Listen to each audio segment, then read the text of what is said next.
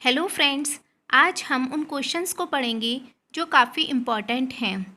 ये क्वेश्चंस ना सिर्फ 9th क्लास के लिए इम्पॉर्टेंट हैं बल्कि कॉम्पिटिशन्स के लिए भी काफ़ी इम्पॉर्टेंट हैं। तो फ्रेंड्स, आज का हमारा टॉपिक है ऊतक अर्थात टिश्यू। पहला क्वेश्चन है, विज्ञान की किस शाखा के अंतर्गत ऊतकों का अध्ययन करते हैं? ऊतक का अध्ययन विज्ञान की किस शाखा के अंतर्गत करते हैं? तो इसका आंसर है औतिकी अर्थात हिस्टोलॉजी। नेक्स्ट क्वेश्चन है, शरीर की सबसे लंबी कोशिका कौन सी है? तो फ्रेंड्स ध्यान रखिए, तंत्रिका कोशिका या नर्व सेल शरीर की सबसे लंबी कोशिका है। नेक्स्ट है, हृदय पेशी कहाँ पाई जाती हैं? ओके फ्रेंड्स, तो हृदय पेशी जो होती हैं हृदय में पाई जाती हैं। मैंने आपको जब ये लेसन पढ़ाया था टिश्यू तो मैंने बताया था कि पेशियाँ 3 प्रकार की होती हैं। ऐच्छिक पेशी जिसे रेखित पेशी भी कहते हैं, अनैच्छिक पेशी जिसे आरेखित पेशी कहते हैं, और हृदय पेशी जो हृदय में पाई जाती हैं। नेक्स्ट है, आहारनाल की भित्ति में कौन सी पेशियाँ पाई जाती हैं? तो इसका आंसर है अनैच्छिक पेशियाँ जिसे हम अरेखित पेशियाँ भी कहते हैं।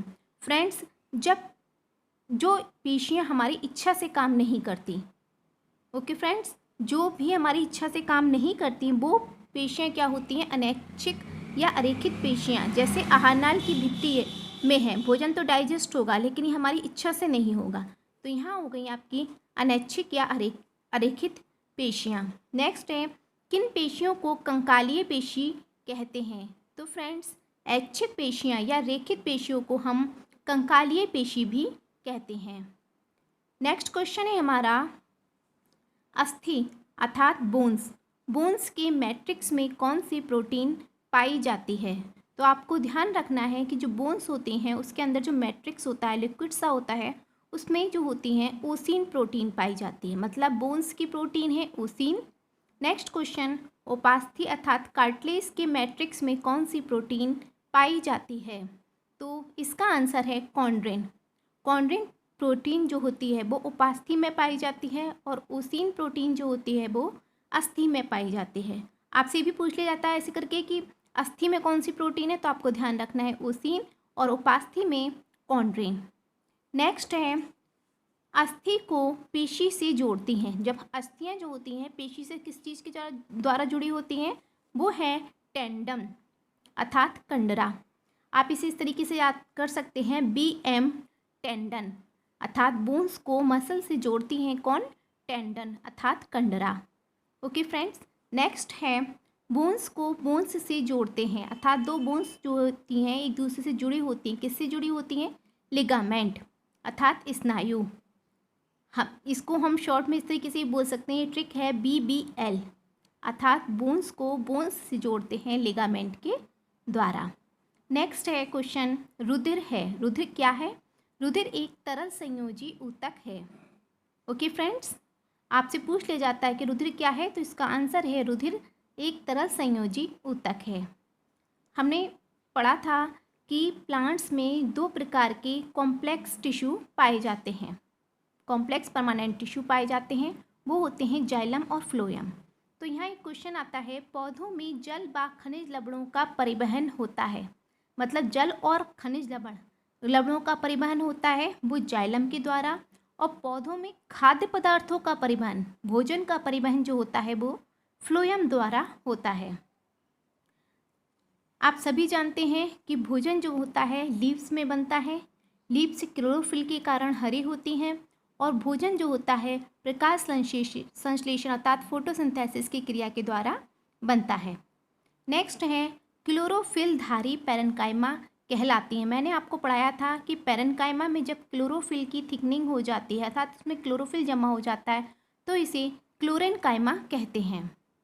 ओके फ्रेंड्स, नेक्स्ट क्वेश्चन है, क्लोरेन्काइमा का कार्य है अर्थात क्लोरेन्काइमा क्या कार्य करती हैं? तो इसका आंसर है प्रकाश संश्लेषण क्रिया में भाग लेना। क्लोरेन्काइमा का कार्य है प्रकाश संश्लेषण क्रिया में भाग लेना।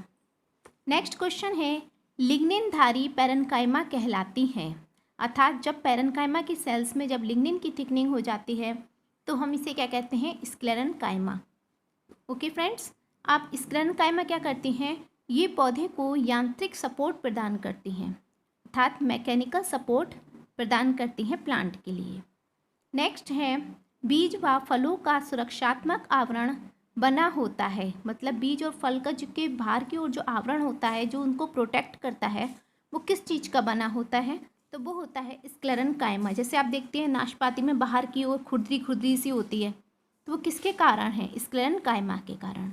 ओके फ्रेंड्स, नेक्स्ट है, पौधों में जटिल ऊतक कितने प्रकार के होते हैं।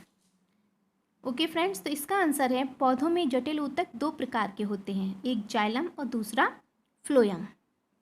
मैंने बताया था कि जाइलम में 4 प्रकार की सेल्स पाई जाती हैं और फ्लोएम में भी 4 प्रकार की सेल्स पाई जाती हैं।